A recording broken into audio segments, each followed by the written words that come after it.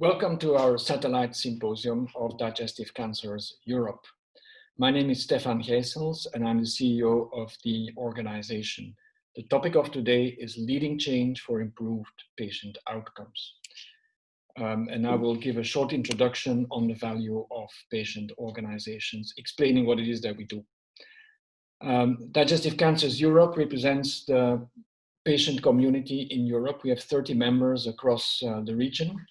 That, as you can see on the slide, is bigger than the European Union, representing patients with cancer of the esophagus, stomach, pancreas, liver, colon, rectum, and rare digestive cancers. Every year, 900,000 patients get diagnosed with one of these diseases, and 600,000 of them die. We try to represent both the patients and their family and caregivers to make sure that their lives are improved as best as possible.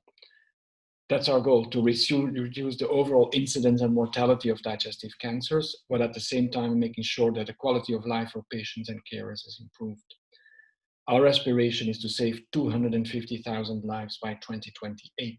And as this may look like a lot of people, but if every country and every hospital applied best practices with existing technology, that result would already be achieved today. Just to show you the potential upside of applying best practices.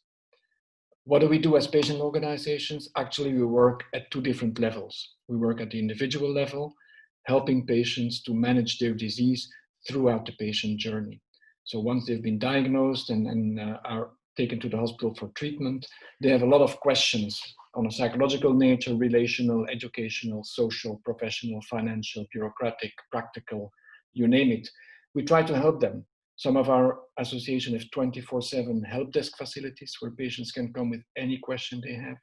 We are organizing peer-to-peer situations so that patients also can understand what other patients have gone through and how they have solved the issues that they are confronted with. It is clear that patients who are educated and informed about their disease, patients who are not isolated, patients who are helped to navigate all the different aspects of the disease also have better outcomes. So we help the individual patient in that sense, but that as a totality, we also help their families and society at large. The second thing that we do is to aggregate all the experiences, the insights, the information we receive from individual patients to come with a more comprehensive view of what can be done to improve the system, whether it's the policy environment or the medical practice. We have a lot of insights and views on what can be done to make the patient pathway a lot more effective and efficient. We also work on prevention, we work on access and affordability. And of course, we also participate in research projects because we still need a lot to develop to get patients the best possible treatment. So these two levels, individual level and the collective level, together demonstrate the value we bring to all the different stakeholders we work with, including hospitals, governments, of course, patients themselves, the research community, and also industry. Today, we will zoom in on 4 specific topics related to that. I will start by discussing the importance and the value of having the correct data to make systems changes and to lead change. Then my colleague Vassiliki Fotaki will talk about driving the research agenda to meet patients' needs. Jola, Gore-Booth will talk about colorectal cancer screening with the question, are we succeeding? And Zorana and Maravic will end the symposium with a presentation on the survey that was done in the last few years on understanding the unmet needs of patients. So I want to thank you in advance for the interest that you have in this topic. After the presentation, if you're interested, feel free to contact us, and we are very open to collaboration and participation in new projects. Feel free to contact us, and many thanks in advance. Good afternoon. My name is Stefan Gijssels, and I represent Digestive Cancers Europe. In the next few minutes, I will talk about the importance of data collection as a measure to make our health system more rational. And it may be a little bit provocative, but bear with me, because I think it is extremely important. Today, our health system basically navigates in the dark. There are some spots where the street light is shining, and that is a place where you can see what is happening. But in the majority of our healthcare system, there is no light. That means there is no information. We don't see anything, despite the fact that it is there in that reality outside. If you break this down in a quadrant between health economics and health outcomes from the individual to the collective level, you can see that within the light of the street light, we have clarity on the price of drugs or the hospital budget or the budget for medtech and diagnostics or the overall drugs budget. We have light on the effectiveness of technology X as compared to technology Y. What we do not have, for instance, is hospital outcomes data, or even outcomes data by country. Nobody can tell with precision how many colorectal cancer patients survived last year, or gastric cancer patients survived last year in this or that country, let alone that you would know it by week or by month. Nobody has any idea on the treatment outcomes data in a real world environment. Let alone that you would know it with precision on stage of the disease, age of the patient, or more specifics about their profile. We have no ideas on the value of comprehensive cancer networks, despite the fact that we see that they generate better outcomes than the general hospitals. We have no value estimation on shared decision-making models, situations where patients and doctors collectively decide on what is the best option for the patient. We have no estimation of the value of informal care, despite the fact that it is very important in bringing the patient back to the situation as before. We have no idea on how much money is spent on individual drugs in their totality in a market. We have no idea on the savings that can be generated from screening, despite the fact that the countries where the screening is done and the health economic evaluation has been made, it is clear that it saves money. So what are they doing and why is nobody else measuring it? There is no evaluation on the value of patient organization, despite the fact that tens of thousands of volunteers participate in making sure that donations are generated and patients are supported through help desk facilities or other services. We have no clear idea on the economic value of survival. So despite the fact that today many patients live who would have been dead 20 years ago, and maybe back at work if they're in the work-related age, we don't measure that. So we know one part of the equation, how much money goes into the budget. We have no idea what is actually done with it afterwards or what it leads to. That's a major gap.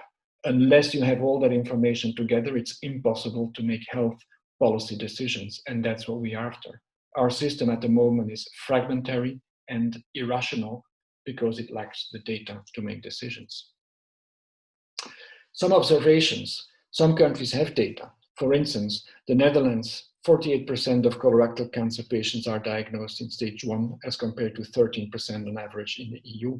That is the result of fantastic good screening program for colorectal cancer they have in the Netherlands. Data like that of best practice make it possible to see what can be done to reach the same topic.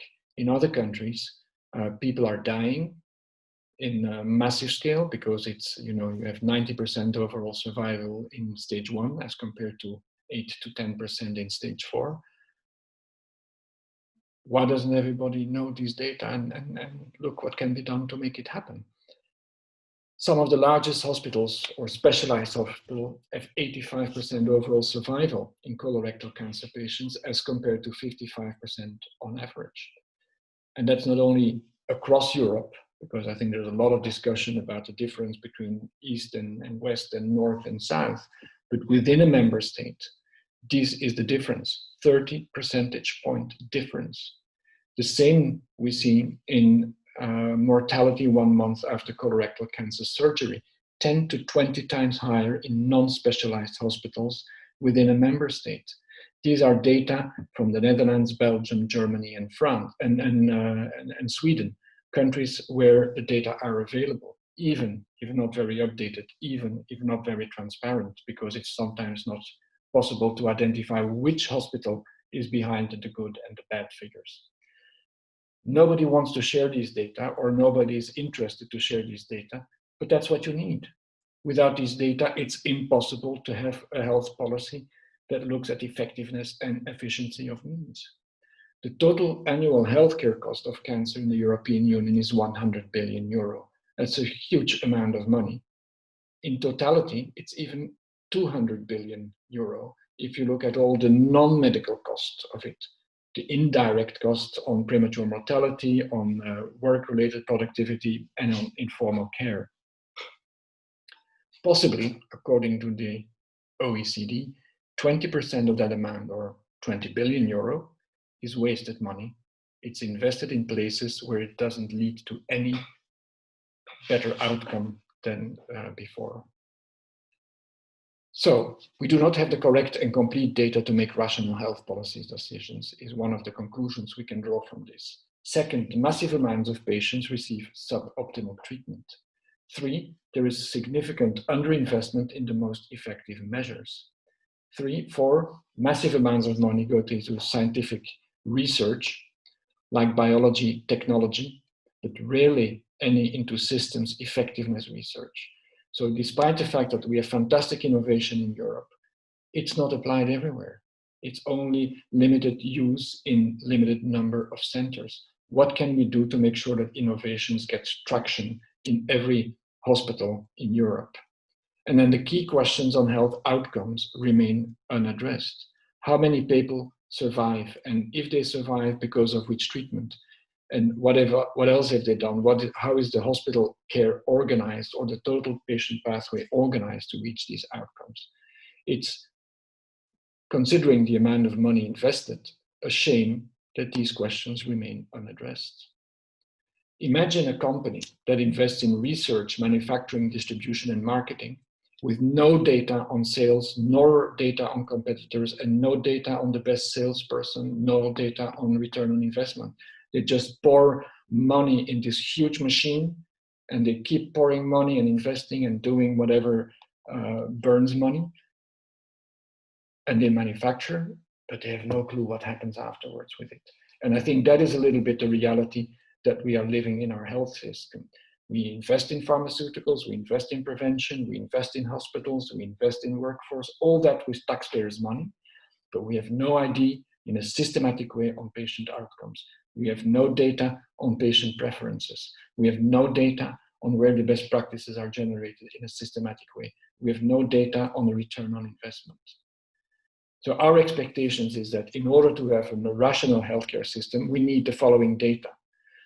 Transparent and real-time data on every disease and by every hospital, on age, stage, gender, ethnicity of the individual patient, with a treatment pathway of diagnosis, treatment, support received, complications, follow-up received, etc. 5-year survival data, patient-determined quality of life data, recurrence, etc.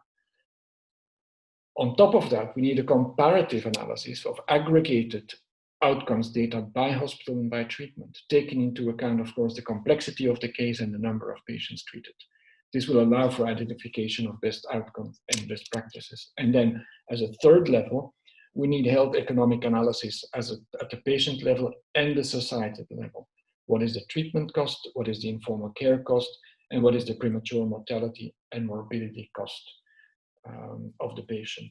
Because if you only look at the treatment cost as one part of the equation, and you do not calculate what is the actual benefit of it from a societal or even patient perspective, how can you qualify whether it's sustainable or not? How can you determine whether it's expensive or not? You have to evaluate it versus the outcome and not versus the existing technology. So not one cancer registry in Europe is able to provide all these data. We have strong figures on input data, who receive how much money, but we have no data on what this money actually achieves. And what is the value of innovation if nobody tracks whether it is used and whether it achieves the expected results? This is not difficult, what I'm asking. It is relatively easy to organize with limited funding, but nobody does it. The way forward is that every stakeholder who receives taxpayers' money, and that includes hospitals, doctors, and pharma companies, should be able to provide detailed data on the outcomes they achieve with the money received. We have to spend 1% of cancer healthcare costs, or 1 billion euro, in data generation. It may potentially save 20 billion euro of wasted money. Think of that. Might be an interesting concept. Third, data are owned by the patient, and I think we should set up a data donation program where patients collectively share their data and put it together in one single database or system. And we, as patient organization, are able, as a neutral and objective third party, to manage these data. This European patient-owned data repository will make it possible for everybody at any time to collect the data that are needed to make healthcare decisions. If you're interested, I'm open to discuss this. We are open to look at ways that can be set up to have solutions to this. I know in my presentation I gave a number of figures. We obviously have the sources to and the calculations to substantiate those. Please reach out to us if you have more demand for information on this topic. My preferred slogan is, show me what you measure and I will tell you what you care about. So unless it is possible to measure everything that I've just described in terms of patient outcomes, both in terms of survival and quality of life, I think it is very difficult to make the claim that you care about patients. If you care, show that you measure data and follow up to make sure that the system is better. Thank you for your attention, and I hope we will be in touch soon. Thank you.